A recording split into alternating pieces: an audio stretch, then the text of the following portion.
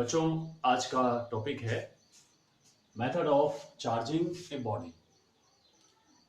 बच्चों, there are three methods of charging a body and one is by friction,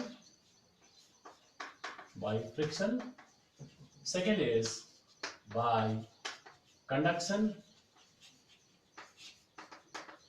and third is by induction. Now we will illustrate it one by one. First, by friction. Children, when two bodies are rubbed with each other, then every time one body gets positive charge and another body gets equally negatively charged.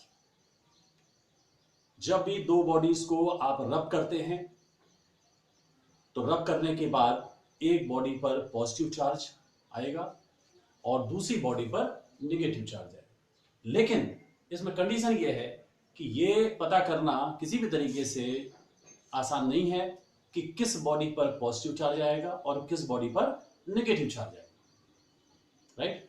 But there are two standard examples of the charging by friction. There are two standard examples. One is when a glass rod is rubbed with silk, then the glass rod becomes positively charged and silk becomes equally negatively charged. Suppose this is a glass rod and this is silk. When these two bodies are rubbed with each other, then this glass rod gets positive charge. Suppose it gets positive charge plus 50 E, and then this gets equally negatively charged. बच्चों, ये समझना बहुत आसान है कि क्या हुआ होगा जब इन दो बॉडीज को रब किया गया है। तो रब करने पर क्या हुआ, जो आपने रब करने में जो एनर्जी यूज करी, उस एनर्जी से, उस हीट एनर्जी से इलेक्ट्रॉन एक बॉडी से निकल करके दूसरी बॉडी को चले गए। अब हम कह सकते हैं यहां पर कि इस बॉडी को रब करने पर ग्लास रॉड से यानी कि इलेक्ट्रॉन निकल करके सिल्क में गए। कितने इलेक्ट्रॉन गए बच्चों? 50 इलेक्ट्रॉन। बात कर चुके हैं इसकी पहले। अगर 50 चार्ज है तो 50 electron being transferred to the silk, that's why it is getting equal negative charge.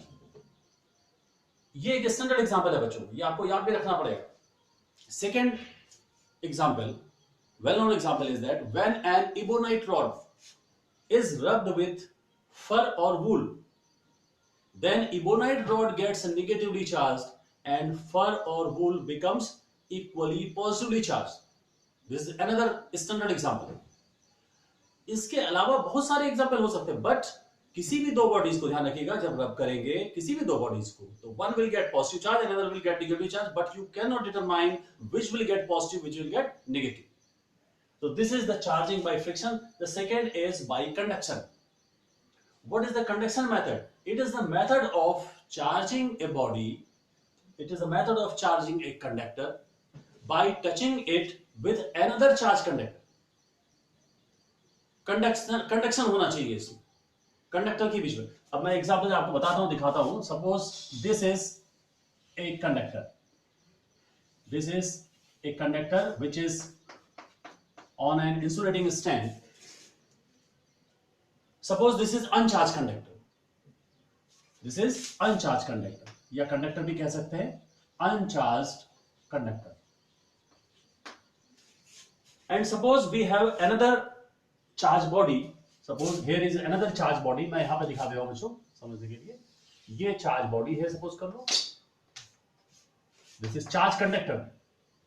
This is charged conductor. Charged conductor.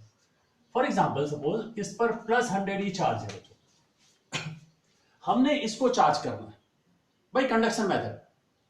तो कंडक्शन मेथड में शर्त यह है कि जिस बॉडी को आप चार्ज करेंगे उस बॉडी को टच करना पड़ेगा दूसरे चार्ज कंडक्टर से, और इसको मैं चार्ज करना चाहता हूं, राइट? तो मैं क्या करूंगा यहां पर कि इस बॉडी को, चार्ज कंडक्टर को इसके टच में लाऊंगा, राइट? सपोज मैं इसके टच में लाता हूं। देखो बच्चों, ये मैं इसके टच में लाया, इस पे +100 ई चार्ज था पहले, और ये बॉडी मैंने टच करा दी।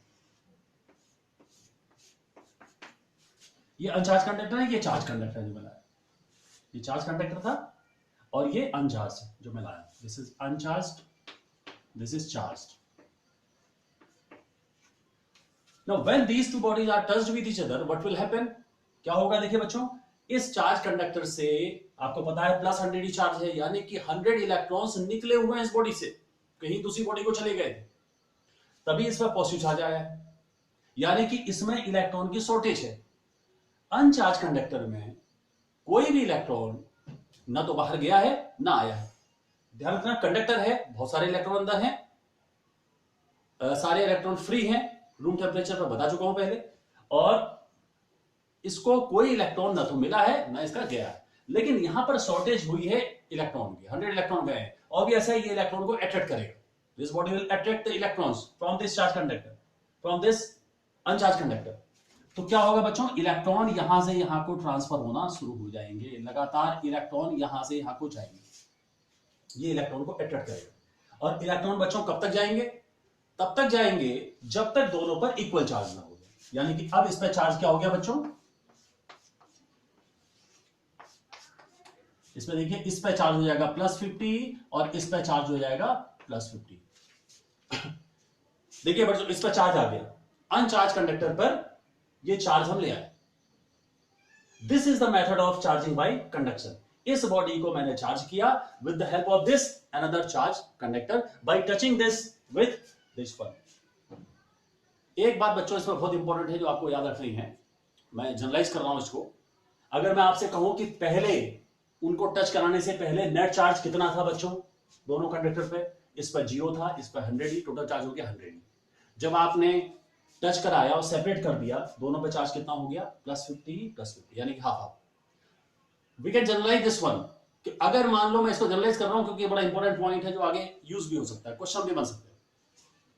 When two charge conductor, अगर दो चार्ज कंडक्टर है मान लीजिए, when two charge conductors are touched with each other and then separated, then after separation the charge on each will be half of the initial net charge on the bodies. एक example से बता देता हूं आपको, क्योंकि ये थोड़ा extra point में है इसलिए बता रहा हूं। सपोज करिए कि एक बॉडी है और इस पर चार्ज है +200 माइक्रोकूलम, और दूसरी बॉडी है बच्चों इस पर मान लीजिए +50 माइक्रोकूलम, या इसको -50 माइक्रोकूलम मान लेता हूं, सपोज कर लो ये है, ये चार्ज है। इनको मैंने टच कराया, इनको मैंने टच कराया और फिर मैंने सेपरेट कर दिया।